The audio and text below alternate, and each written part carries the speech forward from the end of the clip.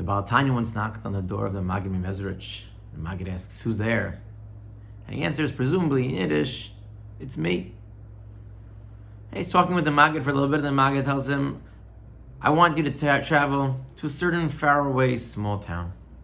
Baal Tanya listens, and he travels, and he arrives there, and he settles into the main base medrash, and there's a bris, and there's a big Suda, and he takes part in the Suda. And towards the end of the Suda, they notice that there was a gold precious spoon that was missing. They couldn't figure out who took it, but they accused their guest, the Baal Tanya. They didn't know who he was. And he kept saying, "I didn't take it. It's not me. It's not me." And they checked his coat, his bags. They realized it wasn't him. And he traveled back to the Maggid and told the Maggid exactly what happened. And the Maggid said to him, "Yesterday when you knocked on the door and you said, almost with a gaiva, 'It's me,' I saw that you needed a little bit of an adjustment. You needed to be checked and reminded, it's not me. It's not all about me." What's that role of the Yachid? It's very interesting in the Parshas of Kriyas Shema, between Parshas V'Chanan and Parshas Eikev. The first Parsha of Kriyas Shema is generally B'Lashon Yachid. It's in the singular. While the Parsha of V'Hayom Shema, the second Parsha, which is in Parshas Eikev, is written in the plural. V'samtem, you should place, as Devrei Eila al levavchem al nafshechem, ukshartem osam lo sayedchem, you should put them on the tefillin on. V'limadetem osam es b'nechem l'daber bam, and teach your children to speak words of Torah, l'man yirbu yemechem, b'lashon rabim. Why that is a fascinating, longer discussion. But there's one pasuk which stands out because it's not, if you read it carefully, written b'lashon rabim. It's not in the plural, it's in the singular. Uchsavtam, and you, not uchsavtem, and you in the singular should write al mezuzos beisecha or bisharecha, should write the mezuzah, and it stands out. Why would that be? Why would that be? In Camp Keli last week, somebody pointed me to a beautiful Meshech Chachma. And the Meshech Chachma explains that this actually is the source for Drush and Chazal, but he says there's a remez as well. He says, why is it that this one pasuk about mezuzah is written b'lashon yachid?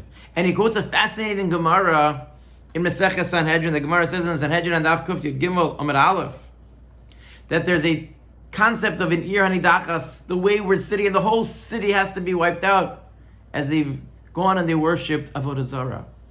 But says the Gemara that if there is, you see that there is mezuzah achas, one mezuzah in the city, and it's not an ir hanidachas.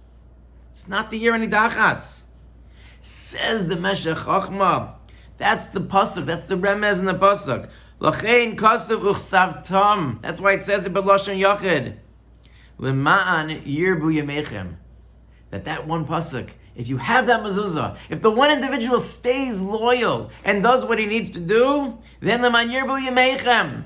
That can help the rabbim. Sherabi minatzlu mizeh avor zechus hayachid. Even the individual has the power to impact the rabbim. And that's the balance that we have in life. Yes, the Maggid is right. If we think that everything is about me, it's all centered, revolves around what is most important for me and what is best for me, then we have a problem. But at the same time, we have Bishvili Nivra Olam. Not in a selfish way, but that I can accomplish so much. That the mitzvos, that the impact, that the chesed, that the small comments, the hellos that I make as an individual can impact the tzibor. And that's the power of the yachid.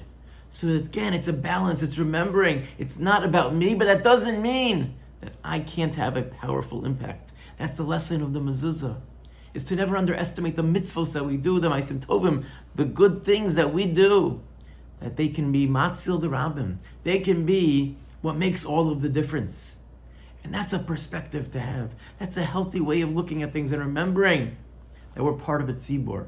Our job is to elevate ourselves. If we elevate ourselves, we elevate those around us.